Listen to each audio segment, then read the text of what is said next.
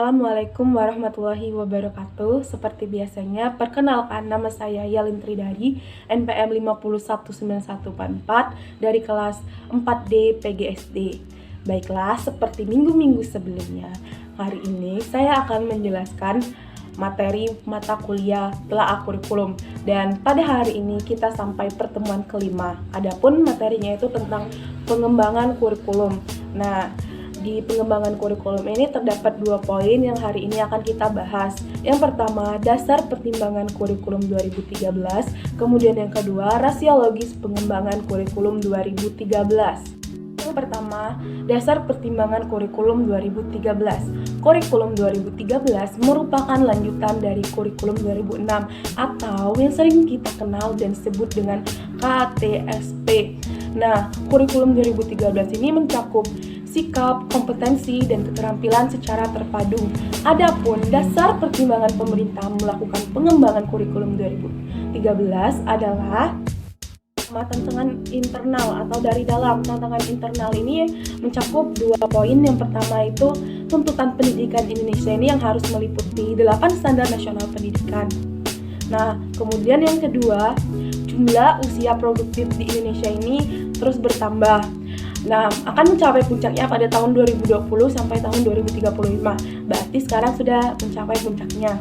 Nah, bagaimana cara si usia produktif ini yang melimpah ini agar dapat ditransformasikan menjadi sumber daya manusia yang berkompetensi, yaitu melalui pendidikan. Nah, tantangan eksternal berarti dari luar ya. Nah, tantangan eksternal ini meliputi seperti globalisasi, kemajuan ilmu teknologi dan informasi, pergeseran kekuatan ekonomi dunia, dan masalah lingkungan hidup. Dan tantangan yang ketiga itu tantangan kompetensi masa depan. Tantangan kompetensi masa depan ini mencakup yang pertama, kemampuan berkomunikasi, kemudian yang kedua, kemampuan berpikir jernih dan kritis, yang ketiga, kemampuan hidup dalam masyarakat yang global, dan kemampuan kecerdasan sesuai dengan bakat dan minatnya. Empat adalah fenomena negatif yang mengemuka seperti perkelahian antar pelajar, narkoba, korupsi, ataupun tindakan kecurangan yang dilakukan saat ujian atau ulangan. Dan yang kelima atau tantangan yang terakhir adalah persepsi masyarakat. Nah, yang pertama itu pendidikan yang terlalu menitik beratkan pada aspek kognitif, kemudian yang kedua, pendidikan yang terlalu berat bagi siswa pendidikan yang kurang bermuatan karakter.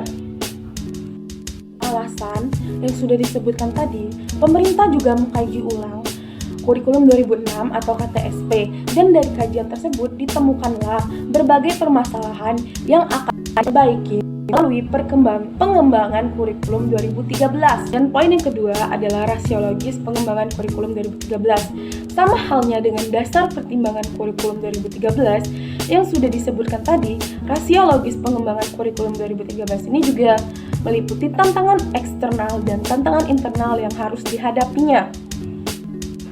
Yang pertama, tantangan internal itu tadi mencakup dikaitkan dengan tuntutan pendidikan Indonesia yang harus mencakup 8 standar nasional pendidikan. Kemudian tantangan internal lainnya itu terkait dengan perkembangan usia produktif Indonesia. Yang kedua, tantangan eksternal. Tantangan yang eksternal yang dihadapi dalam dunia pendidikan meliputi tantangan masa depan, kompetensi yang dimiliki masa depan, persepsi masyarakat, kemudian kemampuan pengetahuan dan kemampuan pedagogi. Kemudian yang ketiga adalah penyempurnaan pola pikir, karena pendidikan yang sesuai dengan masa depan akan dapat terwujud apabila adanya pergeseran atau penyempurnaan pola pikir. Yang keempat adalah tata pengelolaan kurikulum, dan yang terakhir adalah pendalaman dan perluasan materi, karena perlu tingkat kedalaman materi sesuai dengan tuntutan internasional dan menyusun kompetensi dasar sesuai dengan materi yang dibutuhkan. Saya menyadari masih banyak kekurangan dan kesalahan dari penjelasan yang saya berikan. Terima kasih, saya akhiri. Wassalamualaikum warahmatullahi wabarakatuh.